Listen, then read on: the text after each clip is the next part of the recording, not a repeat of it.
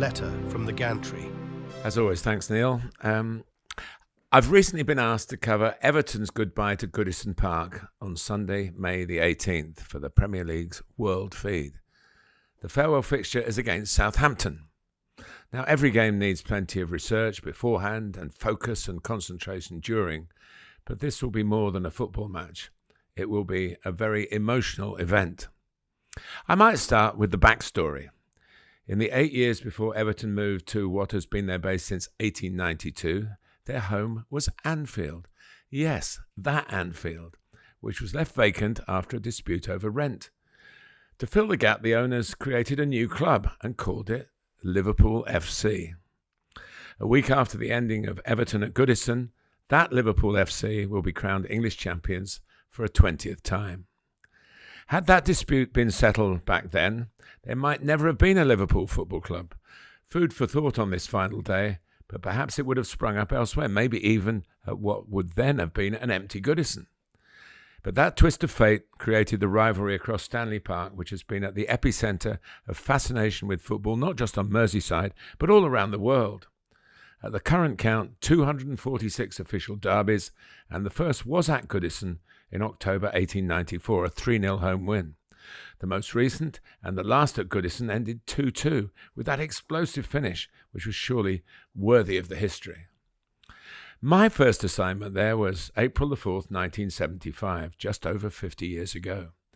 Everton against Burnley, played on a Friday night because Aintree hosted the Grand National on the Saturday. It finished 1-1. Bob Latchford, a true Everton number 9, put the Toffees in front. Peter Noble equalised for Burnley. I didn't need to look it up. It was the first time I'd ever commentated on a top-flight league game. Unforgettable. I was struck by the size and yet the intimacy of the steep-sided stadium. The noise. The crowd was just over 46,000, bigger than the capacity today. There was warmth and wit and a love of the game you could almost touch. In 1981, I joined Granada Television, and my debut game for the station was at Goodison Park. With far greater historical significance, it was Everton's first match under the management of Howard Kendall, who'd been an outstanding player at the club. Everton, with a raft of new signings by the new boss, beat Jim Smith's Birmingham City 3-1. Howard was on his way, and the Everton blue touch paper had been lit. A pathway to silverware was open. Among the trophies won was the European Cup Winners' Cup in 1985 in Rotterdam against Rapid Vienna, but only after a second-leg semi-final success against the mighty Bayern Munich. Everton returned from the away leg having banked a goalless draw, but Bayern went in front in the first half at Goodison Park. What happened after the break remains the most dramatic and atmospheric occasion I've experienced at the ground. Inspired by Scotland striker Andy Gray, Everton wrecked the great German club.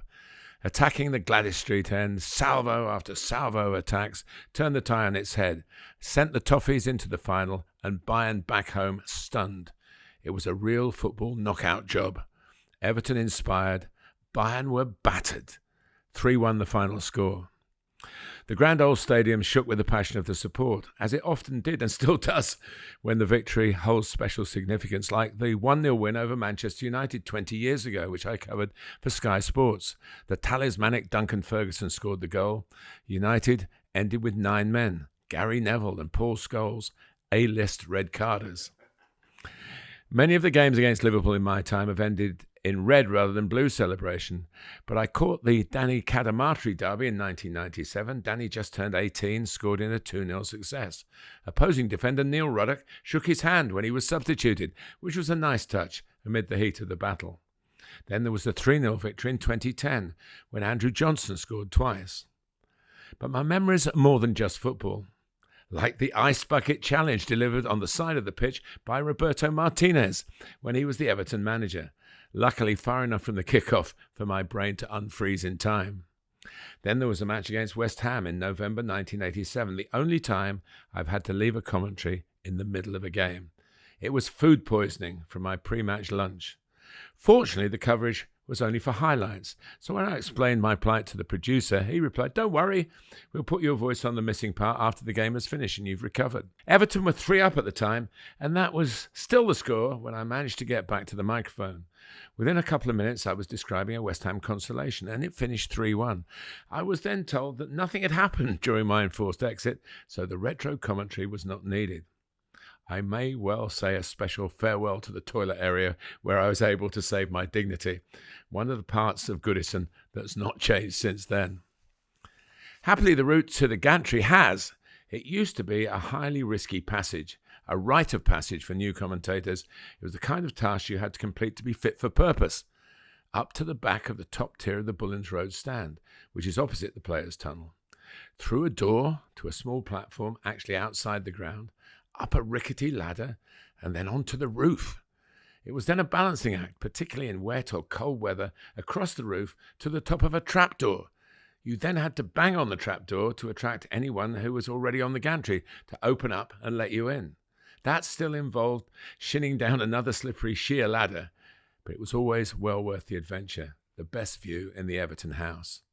There'll be no problems with safety on May the 18th. It will be a very sentimental journey to the gantry for sure. To be honest with you, I'm more worried about the return trip. You can easily miss a step when you have tears in your eyes.